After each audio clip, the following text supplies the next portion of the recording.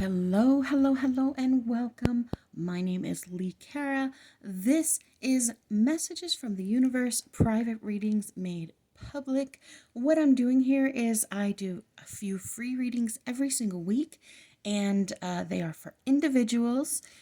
And I just feel like we share energetic cycles. So this is kind of an experiment to see if the videos find who they need to find. If the energetic cycles that are shared will attract others that are sharing the same journey. So let's step right into it. We are going to start with a rune. This particular private reading is for Diane. So what is the overall energy the universe wants to talk about with Diane today? All right. Diane, you have Jira. Jira is the 1-year cycle. It's the harvest. It's like the seeds that you have planted or are currently planting and the cycle that moves forward. Now, as I do this particular portion, I do like to read directly from the book. And here's why. This reading is for you. This reading is open to your interpretation, to your understanding. I don't know you that way. I don't know your life. I don't know what has meaning to you and what doesn't. Even as we move through the cards, the different pictures on the cards, the images, if you are drawn to something, make a note of it because it's important. Whether I draw attention to it or not, the universe speaks to me the way that I understand, the way that I'm going to comprehend it, and then spit it back out to you. But because this reading is directly for you, there's probably things in here that I'm not going to get that might mean something to you that won't mean anything to me, okay? So be open to any of the messages that come through. Everything is said in love and with unconditional love, and I'm just spitting out whatever it is that they're saying to me. So, okay, the Jira. Let's go ahead and we'll do it like that. How's that? A rune of beneficial outcomes. Jira applies to any activity or endeavor to which you are committed. Be aware, however, that no quick results can be expected.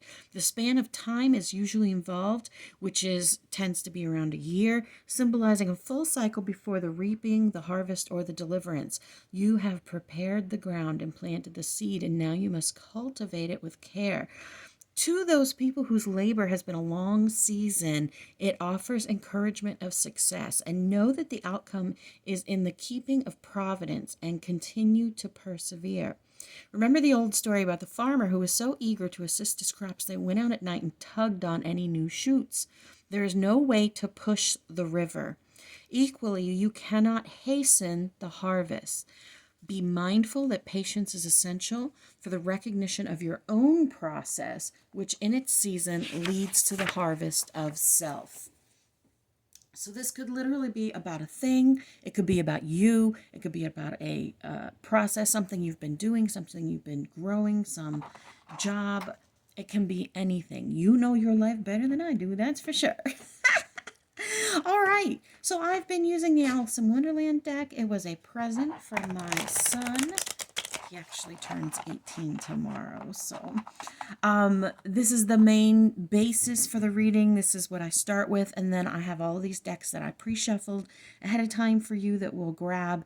I grab what the universe asks me to grab, not necessarily decks that I use on the regular. I have multiple decks, and I grab what the universe tells me to. So let's start out. What is the overall energy of the universe that the universe wants to tell Diane? Woo! Oh my goodness. Explosion. The universe has a lot to say. So let me just gather these up. So, all right. Let's start this reading with a bang, huh? There's more. There is more. Okay, so we're going to go ahead and grab that one. Let's try this again, huh? Shall we? Now, but be gentle with me, universe. Be gentle with me. Okay? Be gentle with me. Okay. So the overall energy of the reading for Diane. The overall energy of what you want to tell Diane today. Okay. What is the obstacle for Diane?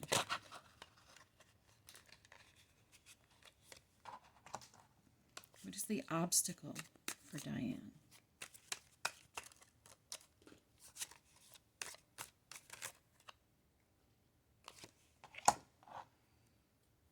How can Diane overcome this obstacle?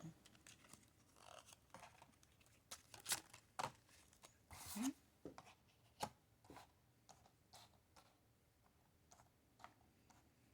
Some overall advice. Overall advice.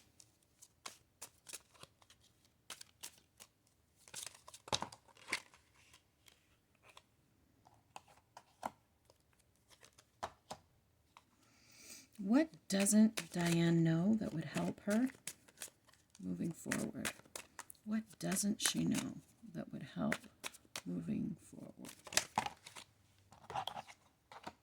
What doesn't she know that would help her moving forward? What doesn't she know that would help her moving forward? What doesn't Diane know that would help her moving forward?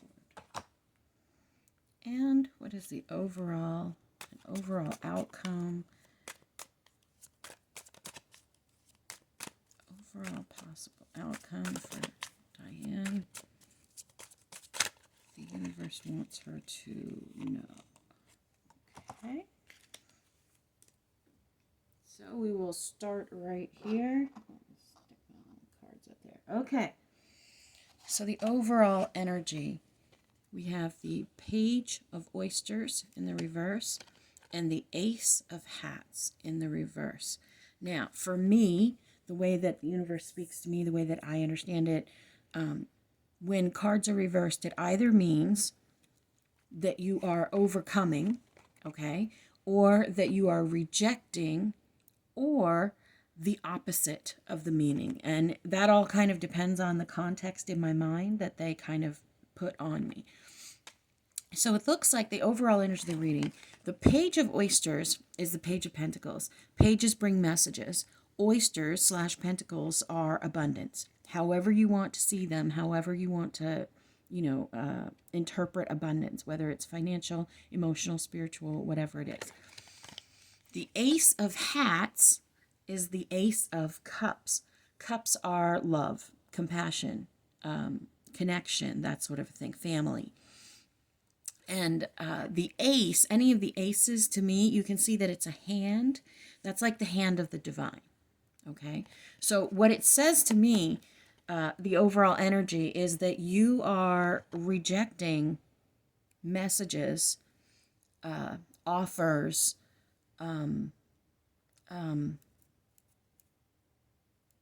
lessons. You're rejecting the things that the divine is putting in front of you. With whether they're sending you a message about your abundance or whether they are literally offering you love, connection, friendship, partnership, whatever that is, that you are pushing back against whatever it is that they're trying to do. So that's kind of, I think, what they want to address here is that resistance. So what is the obstacle here? We have another page. This is the Page of Flamingos. Now, flamingos are swords. So swords represent truth. So this is the Page of Flamingos. This is a message of truth. And then we have the Eight of Wands here. Eight of Wands is movement. It is communication, movement. And here she's trying to use it to kind of corral this giant dog. So in this deck, they're peppermills. So the Eight of Peppermills and the Page of Flamingos. There is a message of truth that you are resisting, that you are rejecting, that you are having a hard time with. And the Queen of Oysters is the Queen of Abundance. Now, in the minor arcana, in the tarot, the Queen of Oysters, the Queen of Pentacles, is the Empress. Okay? The Empress is all the queens in the deck combined. So she's all the love, all the plans, all the truth, all the abundance. She encompasses and embodies every bit of empathy and strength and, precision and planning. She is everything. She is the all. So this is like the smaller version, but this is in your challenge position, along with movement, a message, and a message of truth that is being either denied or rejected. And again, this is your reading, so I'm just saying what they say to me. It really seems like there is a space that is having a hard time allowing truths other than the ones that already exist in your world to come in. And the reason that I say that is because the how you can overcome that is the Hanged Man reversed and the King of Oysters. So you literally have a divine pair here, okay? But the King of Oysters has a little bit different energy than the Queen of Oysters. The King of Oysters is a little bit more laid back, a little bit less involved, but definitely sitting pretty. You know what I'm saying? Like really sitting in their own confidence, in their strength, in their knowing. And this Hanged Man reversed. The Hanged Man is always about shifting your perspective. The interesting thing about this particular card, number one, it's a lobster. Yes, an uncooked lobster, so it is green. But when you turn it this way, this lobster has little shoes on. So even when the perspective is flipped as it is, it seems like it's in the right direction. It seems like it's correct. And flipping that perspective is going to make it correct. So if this is the right way that it's supposed to be, the upright, in overcoming this, you got it this way, which means that shifting your perspective, even though it may not be right, even though you feel like it might not be possible or correct, there are little shoes on this guy, so he could literally stand up if you flipped him like this. Some overall advice for you. We have the Three of Flamingos, which is the Three of Swords. We have another page of hats, and we have the Six of Oysters, which is the Six of Pentacles. Now, this three speaks about a broken heart, speaks about a broken promise, speaks about a broken, a disillusioned view that needs to be overcome. Some sort of pain that you carry. It doesn't have to be about love, but it is about something that you either wanted or saw, or some way of seeing something that is breaking your heart.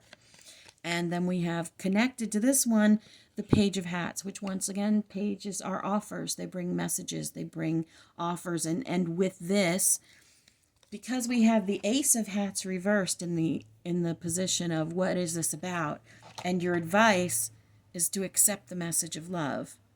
That's pretty important to me. That says a lot to me. And then we have this Six of Oysters.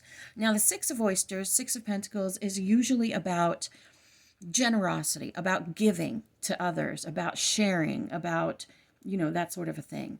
Now, in this particular card, you can see that Alice has brought a giant cake, and all of the little oysters are standing around underneath looking at her. But you can also see that this cake has a giant knife sticking out the front of it.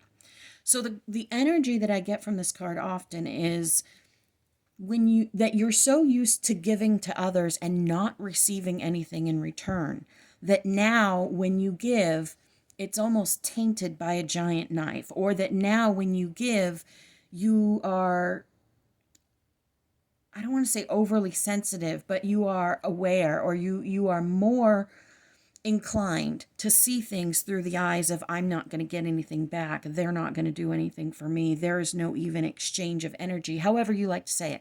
I'm not the semantics girl, so don't take it personally. It's just however the words are flipping out of my mouth. You interpret them however they feel right for you. So it's kind of like, yes, I'm bringing you chocolate cake, but don't forget who I am. Don't forget what I am. Don't forget how strong I am. Now, but this type of energy can also be seductive, but it creates a bitterness in us. It creates a bitterness in us when we try to offer our cake with daggers, with swords, with knives. So that's some overall advice. Let's get, what don't you know that would help you? A Knight of Oysters in the reverse, but it's telling me to upright it. So knights also bring messages, but they bring more important messages. They tend to bring action. They tend to bring like movement of things coming in, because they're on a horse. See, all these other pages, they're walking. So they're not moving as quick with the message. But this knight is like, I need to get there, and I need to get there in a hurry. Something I'm noticing are these two little trees in the back. I don't know why. I've never noticed that on the card before, but this Knight of Oysters is really kind of talking about if you knew what was coming, if you knew the message that was coming, you would be ready to accept it. And, oh my gosh. So along with that, Knight of Oysters reversed, we have two cards that have very similar meanings and have the same character on them, and yet they are two different suits, which is incredibly interesting to me. We have the Five of Oysters in the reverse and the Four of Hats in the upright. So the Five of Oysters is Five of Pentacles. You can see the little oyster, the little dude there is crying, and the oysters are kind of sitting there looking at him. The Five of Oysters, Five of Pentacles, is about feeling like you're left out in the cold, feeling like nobody wants you. But the reason that it is such an important card is because you can see all of these oysters actually looking on in a concerned way. It is the feeling that we give ourselves about being left out in the cold. It is the fear of being left out in the cold. On a traditional deck, it's people outside of a church with a stained glass window that looks all warm and cozy inside, and they're literally standing right there by the door, huddled together, feeling like they're out in the cold when the key is sitting right there by the door. And so it's almost like a self-imposed prison, and that ties into this card with the Four of Hats. Now, once again, you see the hand with the hat, right? So the Four of Hats speaks about, I have these three hats here, and wanting to reject the divine hat, that extra hat that's being offered by the divine, because you're so focused on these three hats, which three hats is celebration, it's union, it's getting together, reunion, things like that, that this hat that the divine is offering you is being rejected by you. And if you knew what was being offered to you, if you knew what the message was, if you were aware of that, then you would be able to move forward differently. And your outcome here, we have the Two of Swords and Temperance reversed. Temperance is patience. It's divine timing. And the Two of Swords is often about a choice between two things that you may not necessarily want. On a traditional card, it is a blindfolded woman holding two swords. Now, in this, we have the Caterpillar. In this deck, the Caterpillar is the Hierophant, which is obviously, it's like organized religion. It is a strong belief. It is your faith. It is all that kind of stuff. But he's very serious in these decks. He's like the Pope. But in this one, the Hierophant is this smug-ass caterpillar smoking a hookah. And he kind of has this mischievous look on his face, like, don't take everything so seriously. So this particular card with the two flamingos is talking about two truths that you are sitting between and allowing both truths to crisscross. That's what's coming through really strong for me. That's not always the meaning for that, but that's what they're literally saying. All right, I want to hear a little bit more about the obstacles. All right, we're gonna do this. Okay, I'm trying to listen to which deck they want me to use. Now, I don't use this deck often. In fact, I don't think I've ever done a public reading with it. I've done a reading for myself, and then I put it back in the box. This was, a beautiful imagery on the deck, but I've just never been nudged to use it for myself. And I I honestly questioned when they said for me to use it for you, and came over and sat down without it and had to go back and get it. So tell me a little bit more about the obstacle. Diane's obstacles moving forward. What is in her way? Interesting. Okay. A little bit more about her obstacle.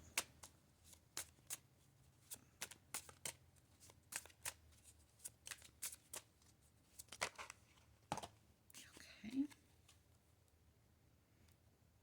And tell me a little bit about overcoming the obstacle. A little bit more about how she can overcome this obstacle. Tell me a little bit more about how she can overcome this obstacle. How can Diane overcome this? How can Diane overcome this?